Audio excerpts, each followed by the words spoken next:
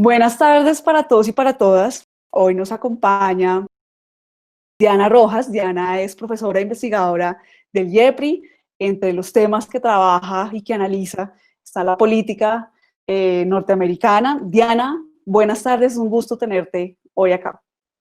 Buenas tardes, es un gusto estar en este espacio y tener la oportunidad, por supuesto, de reflexionar sobre algunos de los temas de actualidad que nos están sucediendo, bueno, no solo aquí en Colombia, sino también en otras partes del mundo. Es cierto, pues el motivo que nos convoca hoy a este encuentro virtual son precisamente las movilizaciones que se vienen presentando hace ya más de una semana en los Estados Unidos, a raíz de la muerte de George Floyd eh, a manos de un agente de policía el pasado 25 de mayo, en la ciudad de Minneapolis. Entonces, vemos que a raíz de este asesinato, en diferentes ciudades de los Estados Unidos comienzan a surgir masivas movilizaciones. Primero surgen en esta ciudad, luego se van extendiendo a otras ciudades como Nueva York, Washington, Orlando, Los Ángeles y otras más. Es evidente pues que aquí hay un hecho de violencia y brutalidad policial cometido en contra de un afroamericano y esto no puede ser considerado un hecho aislado. Hace un par de días The New York Times sacó un par de artículos haciendo una reflexión sobre estos hechos de brutalidad policial y señalaban que, por ejemplo, en Minneapolis el 20% de la población es afrodescendiente y cerca del 60% de los casos de abuso policial se cometen en contra de esta población afrodescendiente. Y además, pues la policía de Minneapolis usa la fuerza en contra de la población afroamericana 7 veces más que en contra de la población blanca. Esto para tenerlo en cuenta. Ahora, se entiende la furia de la población, se entiende la rabia de la población cuando hombres negros son asesinados por oficiales de policía que nunca pisan la cárcel. ¿Sí? Hay mucha impunidad en estos casos. Y pues hemos visto imágenes muy impactantes de estas movilizaciones, movilizaciones que no han parado a pesar del toque de queda decretado en varias ciudades. Hemos visto policías que se solidarizan con los manifestantes, hemos visto también una militarización de la respuesta por parte del gobierno de Donald Trump, hemos visto manifestantes que llegan hasta la Casa Blanca, que llegan hasta el Congreso, hemos visto el monumento de Lincoln resguardado por la Guardia Nacional. Y también comienzan a presentarse unas fracturas al interior del gabinete del gobierno de Donald Trump. Hace también un par de días, el secretario de Defensa actual, Mark Esper, se desenmarca de estas decisiones de Donald Trump y de rechazar el despliegue del ejército para contener estas movilizaciones.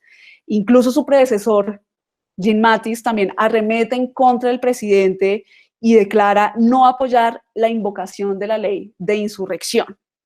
Todo este contexto sumado, Diana, pues a un manejo preocupante y muy pobre que le ha dado el gobierno de Donald Trump a la pandemia y a esta crisis sanitaria que hay actualmente en este país. Yo quiero comenzar preguntándote, Diana, ¿por qué es lo particular de estas movilizaciones? Pues en efecto, movilizaciones masivas en contra de la brutalidad policial se han presentado en Estados Unidos en los últimos años. ¿Qué es lo que hay de especial en estas? Yo creo que tú has puesto allí varios elementos a considerar precisamente para entender cuál es el significado de las declaraciones de estos funcionarios y exfuncionarios del gobierno Trump.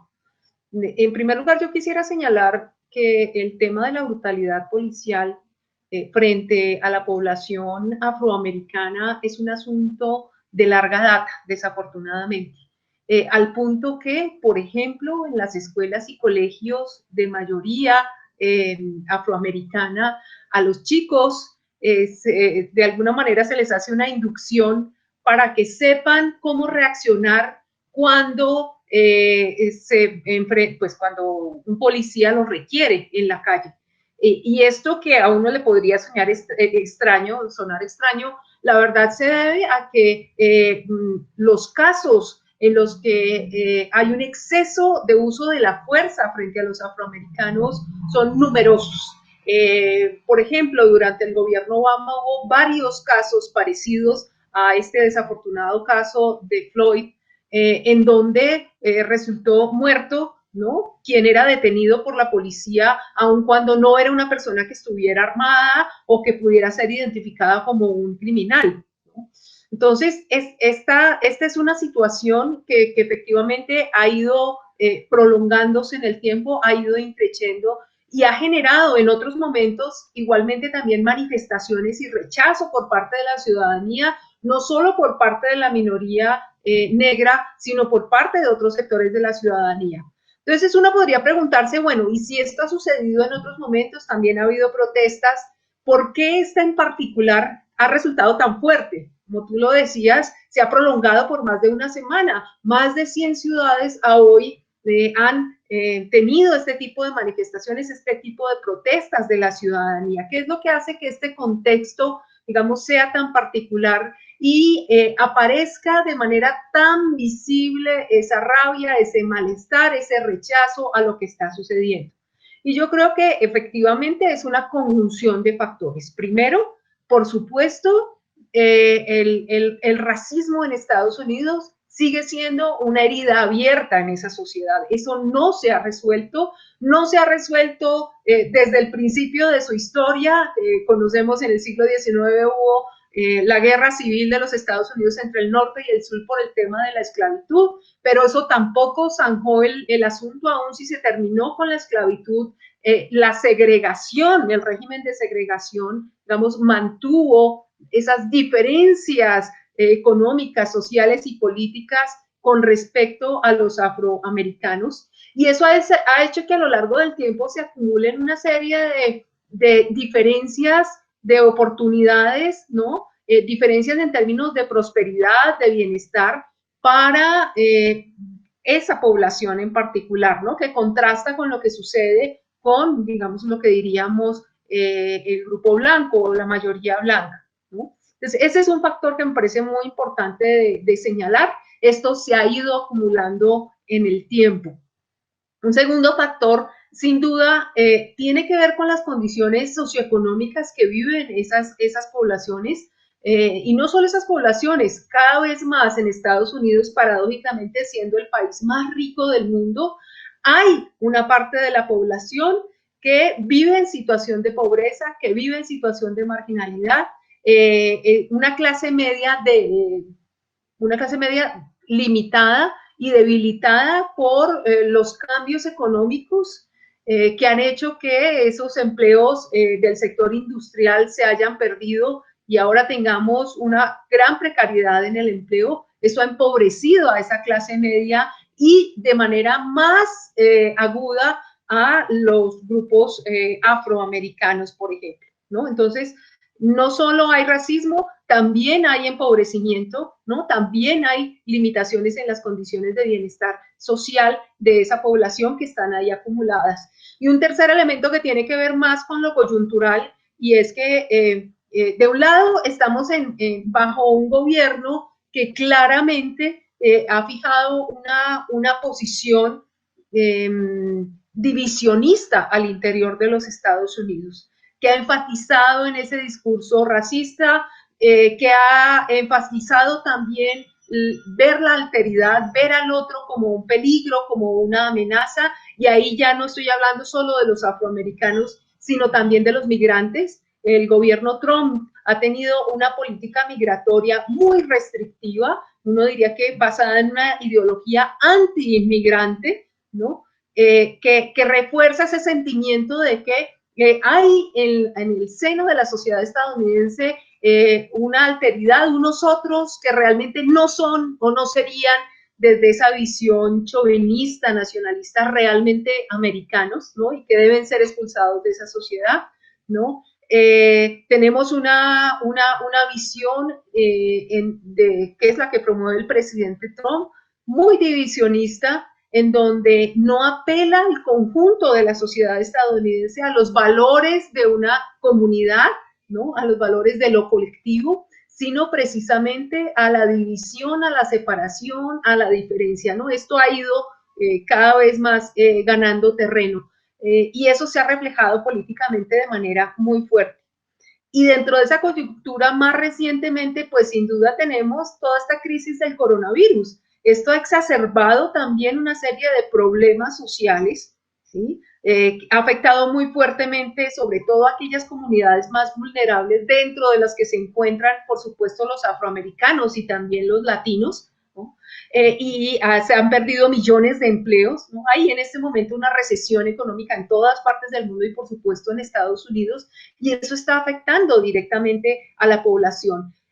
Además de, por supuesto, el temor que suscita la pandemia, ¿no? La posibilidad del contagio o la realidad del contagio, ¿no? Y eventualmente, aunque no son tasas muy altas de decesos, sí los hay. Entonces, todo eso se junta en una especie de situación explosiva en donde la muerte de Floyd va a ser un poco como la chispa que sirva de detonante, que hace que mucha gente salga a la calle, por supuesto, manifestándose en contra de ese suceso en particular, pero también de alguna manera expresando su malestar, su rabia, su temor, su inconformidad frente a lo que está sucediendo. Entonces lo hace frente a su gobierno, frente a las instituciones, frente a las autoridades, ¿no? Porque hay la sensación también ahí de que no hay respuestas claras, de que no hay soluciones, de que no hay suficiente seguridad y bienestar para todos. Ya mencionaste algunos temas sobre los que quiero ir más adelante, pero antes quiero preguntarte en particular por el sistema de justicia y por la institución policial, ¿sí? ¿Qué es lo que sucede en el órgano de justicia y qué es lo que sucede en la institución de la policía para que estos casos se sigan repitiendo? Tú ya bien mencionaste, no es la primera movilización que se da, no es el primer caso de asesinato a un afroamericano a manos de un oficial de policía. Yo recuerdo incluso en 2014 las movilizaciones en Ferguson también fueron masivas. Y claro, acá confluyen muchos factores, pero ¿qué nos dice eso sobre la policía y qué nos dice esto que está sucediendo sobre el sistema de justicia también? Yo creo que está señalando un factor clave para entender lo que está sucediendo. Y es que yo creo que estas manifestaciones están poniendo de presente que hay una gran desconfianza frente a la institucionalidad en general. Y estamos hablando de un país cuyas instituciones han sido históricamente muy fuertes. Es decir, el sistema judicial, por ejemplo, de los Estados Unidos es muy respetado, ¿sí? En términos generales, por su independencia, por el cumplimiento con los procedimientos, por el respeto de la ley. Digamos que esto ha sido un elemento que forma parte de la experiencia histórica colectiva de los Estados Unidos. Y sin embargo, precisamente muchas de las manifestaciones lo que ponen de presente es que no están seguros y no creen mucho que el sistema vaya a actuar con la objetividad y dentro del marco de legalidad que se supone que debe hacer.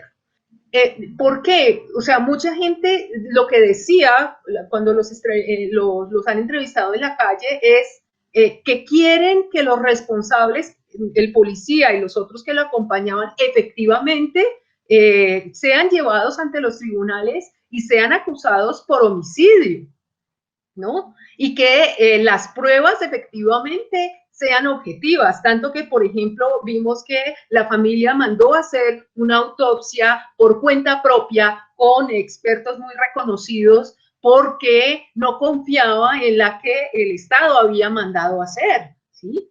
Entonces, aquí la sensación que hay de alguna manera es que el sistema está amañado, o sea, que se hace justicia en algunos casos, pero que frente a otros casos, ¿no? Se utiliza un poco la puerta trasera, se utiliza un poco las artimañas legales, ¿no? Para un poco torcerle el sentido a la interpretación de la ley y favorecer a unos frente a otros. En este caso, por ejemplo, el temor era que fuese frente a la policía y que saliera además exonerada de toda responsabilidad, como en efecto ha sucedido en otros casos. Entonces, digamos que esta desconfianza proviene en parte de las experiencias previas, que han visto que cuando se trata de brutalidad policial frente a ciudadanos afroamericanos no se actúa con el mismo rigor que cuando es frente a ciudadanos blancos. Entonces, esto me parece muy significativo porque si algo es esencial a un sistema político es, primero, la solidez de sus instituciones, pero segundo, la confianza de los ciudadanos en sus instituciones y en que efectivamente funcionan, ¿no? Y el que la gente reaccione de esta manera diciendo, miren, no, por favor, voy a utilizar una expresión coloquial, no nos vean hacer conejo otra vez, no queremos, ¿no?, que esto se lo pasen por la faja. O sea, queremos que sea la justicia la que responda. Fíjense que eso es muy importante. No estamos en una situación en donde salió la gente a linchar al policía, ¿sí? Salió a decir, por favor, llévenlo ante los jueces, por favor, que las pruebas sean las que correspondan, ¿sí? Entonces, de alguna manera, lo que sí hay es un reclamo, ¿sí?, frente a la manera como estas instituciones vienen funcionando, por lo que digo, por esta percepción de que esa justicia no está cumpliendo con el papel que le corresponde en muchos casos, ¿no? Y que este sesgo, sin duda, no solo va en contra de las instituciones mismas, sino en contra del ejercicio mismo de la democracia. Ya que mencionas, digamos, este hecho que las movilizaciones en su mayoría han sido movilizaciones pacíficas, ha habido hechos de violencia, de saqueos en algunas ciudades de los Estados Unidos, que se ha prestado estos hechos de violencia, que se han prestado para que el presidente Donald Trump salga a decir que estas movilizaciones están infiltradas por la extrema izquierda. Incluso, pues, ha salido a decir o a acusar al grupo Antifa. ¿Qué tanto de verdad hay en esto, Diana? Y que este grupo, ¿quién es este grupo? Y eso también hace que me pregunte por la salud de la extrema derecha y cómo está también el extremismo de derecha supremacista. Mira, yo quisiera que utilizáramos un poco el punto de comparación con nuestra propia situación, es decir, un país que ha vivido la violencia en diversas manifestaciones, sobre todo para salirnos de ese relato tan simplificadores, ¿no? En la lectura de esas manifestaciones de violencia también en Estados Unidos, ¿no? De, bueno, ¿quiénes son los malos? Todos son violentos o son algunos. ¿Qué sucede ahí con eso, no? Es igual de complejo como lo hemos vivido aquí. Nosotros en nuestras movilizaciones del año pasado también teníamos al lado de las movilizaciones pacíficas, la gente, digamos, con peticiones claras, teníamos unos grupos que estaban claramente dedicados a ejercer ese tipo de acciones violentas, ¿no? Y a vandalizar y demás. En Estados Unidos también tenemos fenómenos como estos que son de la confluencia de varias cosas. Yo diría que hay que distinguirlo. Uno, en las grandes ciudades de Estados Unidos, bueno, medianas y grandes también, como en todas partes del mundo, digamos, hay bandas criminales, ¿sí? Hay pandillas. En una ciudad como Los Ángeles, por ejemplo, el fenómeno de las pandillas es un fenómeno bastante agudo en la ciudad. Y sin duda, estos grupos van a aprovechar una situación como estas, ¿no?, para saquear, por ejemplo, ¿sí?, para ejercer su capacidad de dominio territorial en un espacio, para desafiar a la autoridad, a la policía específicamente, digamos que es parte un poco de su lógica, de su accionar. Esos grupos en general no tienen una agenda política, ¿sí? Casi que su razón de ser está en ese mundo de la criminalidad, del uso de la violencia sin demasiada explicación y demás. Eso es un sector minoritario, por supuesto, pero que siempre que se ejercen actos de violencia, eso es tan fuerte y llama tanto la atención que todo el mundo termina mirando hacia ese lado y no hacia quienes se están manifestando pacíficamente. Pero yo diría que también efectivamente hay unos sectores minoritarios, muy minoritarios en Estados Unidos, pero que sí tienen una motivación política que uno podría llamar como, algunos sectores serán anarquistas, tanto en izquierda como en derecha, en un país en donde además recordemos que hay la libertad de adquirir y de usar armas, por ejemplo, ¿no? Y esto justificado en la idea de la autodefensa y en una gran desconfianza frente al Estado y a la intervención del Estado, por ejemplo. Entonces, hay sectores, como decían ambos extremos del espectro, que de alguna manera sí sienten que su manera de defender sus ideales, sus valores o lo que ellos consideren su agenda política es a través del uso de la violencia, es a través del uso de la fuerza. Eso es real, eso existe, ¿sí? Ahora, yo no diría que esto es un movimiento masivo para nada, eso es absolutamente minoritario. El grupo que mencionó el presidente Trump es apenas uno entre otros que tampoco tiene una gran capacidad de acción ni de movilización ni nada por el estilo, pues esto es Trump tratando de volverlo similar a la idea de ISIS, por ejemplo, o de Al-Qaeda, o de cosas por este estilo, pero pues obviamente el relato no se sostiene por ninguna parte. Entonces, hay que ver, ¿no?, que esta movilización social también moviliza a estos otros sectores, ¿no?, pero que ninguno de ellos realmente explica el conjunto de las motivaciones por las cuales la gente sale a la calle. Diana, pues tenemos un año electoral en Estados Unidos también. ¿Cuál será el costo político de estas movilizaciones para Trump?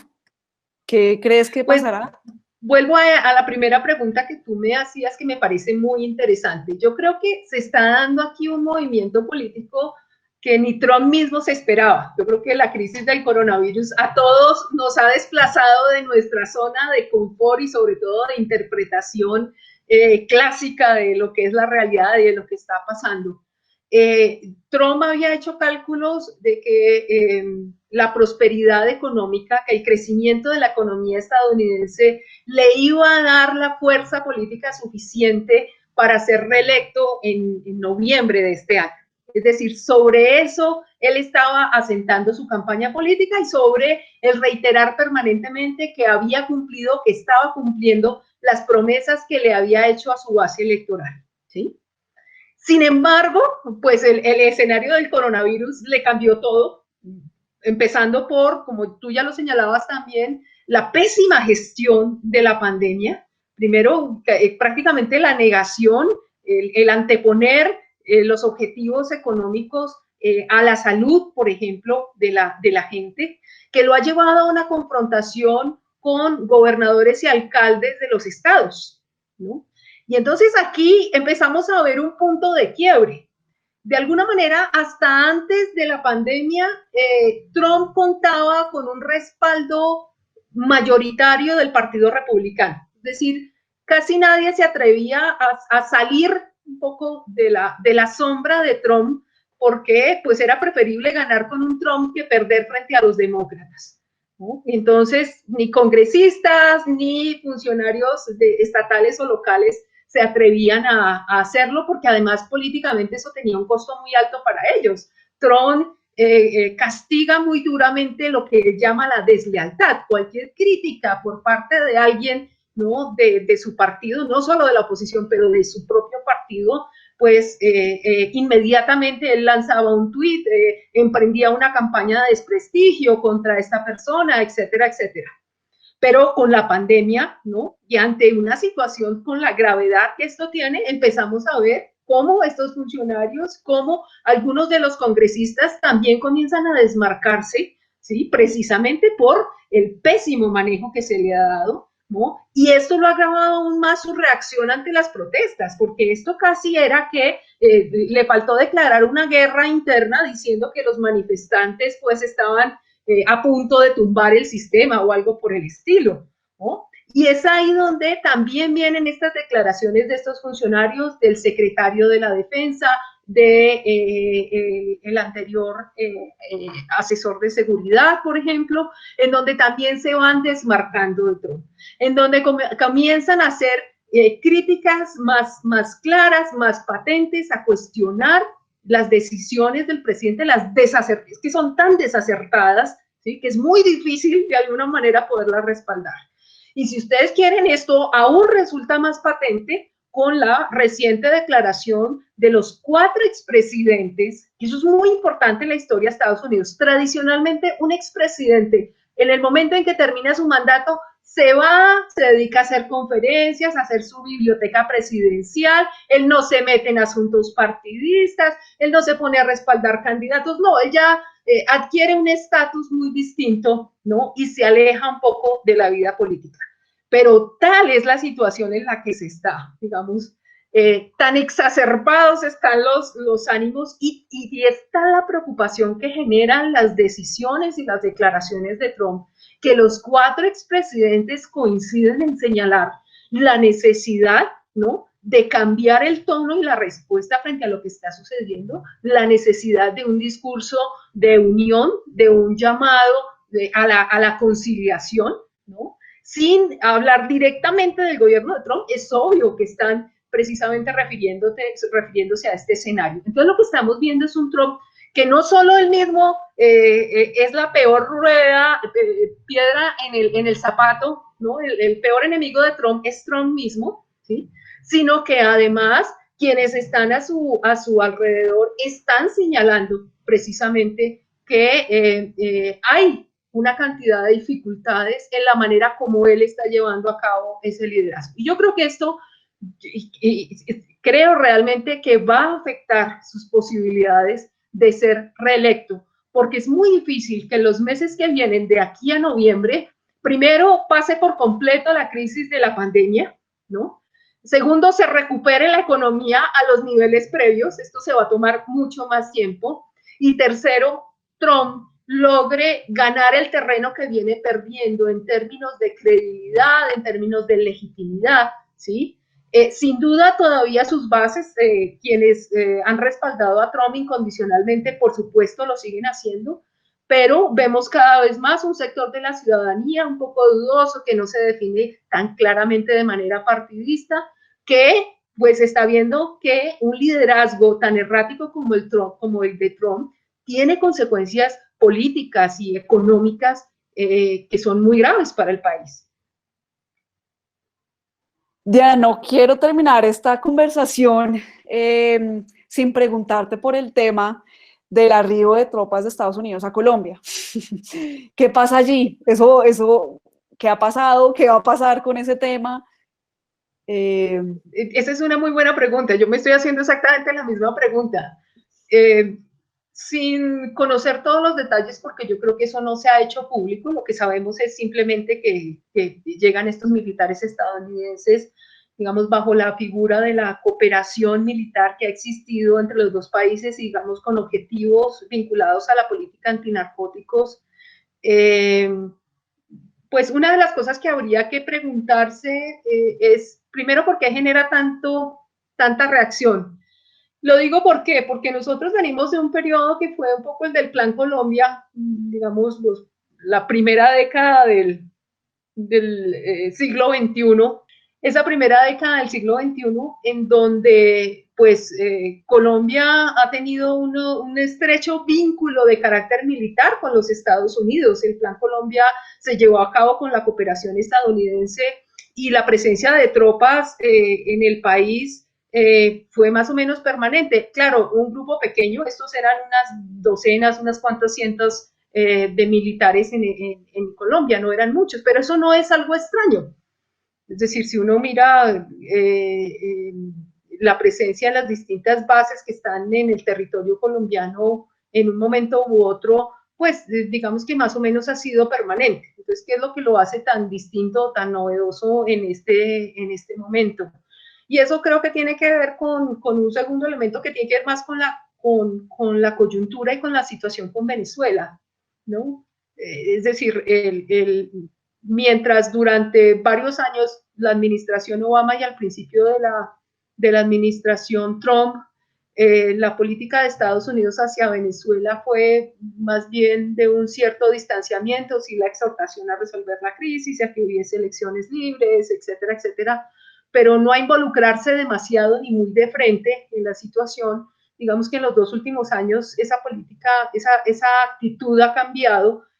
Hay una política más dura y más fuerte por parte del gobierno Trump frente al régimen de Maduro, el respaldo a Juan Guaidó y digamos a la oposición, el llamado a elecciones, todo este tipo de cosas, y de lo que siempre se ha hablado de la opción militar, ¿no? Que Estados Unidos no descarta que pueda utilizar una opción militar, con razón y sin razón, digamos que siempre ha habido como una pregunta en torno a cuál es el papel de Colombia, ¿no? En esa estrategia que pueda tener Estados Unidos frente a Venezuela. Entonces, obviamente la pregunta es, bueno, la llegada de estos militares tiene que ver con esta situación y con esa política, o es un asunto que, como digamos lo ha dicho el gobierno, el ministro de Defensa, pues no es parte de los operativos antinarcóticos, pero pues operativos antinarcóticos llevamos haciendo hace mucho tiempo, tenemos grupos militares y policiales que están especializados en el tema, entonces uno se preguntaría, bueno, ¿y por qué un contingente tiene que venir a hacer algo que nosotros hemos venido haciendo desde hace tanto tiempo, ¿no? Tan curioso, justo en este momento. Entonces, como digo yo no tengo respuestas frente a eso, tengo preguntas, y como siempre esperamos que con el tiempo toda esa información vaya saliendo. Simplemente quiero agregar una pequeña anécdota que me recordó. Hace unos años, unos cuantos años ya, bajo el presidente Gaviria, vino un contingente de Mariners a construir una escuelita en Huanchaco, escuelita que además creo que nunca se terminó de construir. Muy poco tiempo después de eso fue cuando nosotros, digamos que ya empezamos con esta estrategia del Plan Colombia. Entonces, pues lo pongo simplemente como anécdota porque a veces estos procesos, a veces en la historia las cosas se repiten. Diana, pues muchas gracias por presentarnos este completo análisis de la situación actual en Estados Unidos. No, con mucho gusto, creo que es un momento muy interesante, es muy difícil, por supuesto, es un momento desafiante para todos en el mundo. Lo interesante de esto, que tiene un lado también muy interesante, es que nos estemos enfrentando ya de manera mucho más consciente y visible al hecho de que hoy en día ya somos una sociedad global. Ya dejamos de ser solamente comunidades y sociedades nacionales o regionales. Vivimos en un planeta interconectado. Y eso que está sucediendo en Estados Unidos no está sucediendo solo allá, ni en las calles estadounidenses. Nos está sucediendo porque nos está cuestionando con respecto a nuestros propios valores. A mí me impactó mucho ver a la gente en otras partes del mundo salir a protestar por la muerte de George Floyd, ¿no? Y estos movimientos que hemos tenido también, que cada vez están más presentes, como el Me Too, el movimiento de las mujeres frente también a la violencia ejercida contra nosotras. Digamos, esto también ha tenido una dimensión global. Entonces, eso hace muy interesante porque nos muestra que la política ya trasciende esos límites geográficos, ya nos conecta de una manera distinta. Y yo creo que además ahora que estamos mucho más en este ámbito virtual, en el ciberespacio, yo creo que se siente de manera mucho más directa, ¿no? Lo que sucede allende nuestras propias fronteras. Así es, pues todo está conectado y los tiempos de cambio continúan. Sí, sin duda. Bueno, muchas gracias, Diana. Con mucho gusto.